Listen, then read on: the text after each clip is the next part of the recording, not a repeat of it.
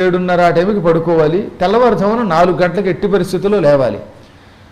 రోజు నిద్ర ఆరోగ్యవంతుడికి 5 గంటల నుంచి 6 గంటల కంటే ఎక్కువ అక్కర్లా. అధిక నిద్ర ఉంటే వాడు తమోగుణ ప్రధానుడు అన్నారు. వాడు రోగిష్టి వాడు. నిద్ర ఎంత ఎక్కువ అయితే శరీరానికి అంత రోగం వస్తుంది. అసలు భోగం వల్లే రోగం వస్తుంది. అందువల్ల ఎక్కువ భోగాలు పొందకూడదు. శరీరాన్ని ఎంత కష్టపెడితే మనకంత ఆరోగ్యం వస్తుంది. భోగే రోగ భయం. భోగమునందు రోగము అనే ఒక భయం ఉంది. ఈ బ్రహ్మచర్యాశ్రమంలో ఉన్న పిల్లవాళ్ళు శరీరాన్ని శ్రమ పెట్టి విద్యను నేర్చుకునేవారు. ఏ ఇంద్రియాలని పాడు చేసేటటువంటి వస్తువుల తోలికి వెళ్ళేవారు కాదు. అందుకని ఆశ్రమాలలో మొదటి ఆశ్రమం బ్రహ్మచర్యాశ్రమం. గురువుల దగ్గరికే పిల్లల్ని పంపి వారికి నిగ్రహంతో కూడిన విద్యనిస్తే, ఇంద్రియ నిగ్రహం ఎలాగ చెయ్యాలో నేర్పితే, విద్యలలో వారిని ఆరితేరేలా చేస్తే ఈ పిల్లలు దేశానికి యావజ్జీవితం ఉపయోగపడతారు.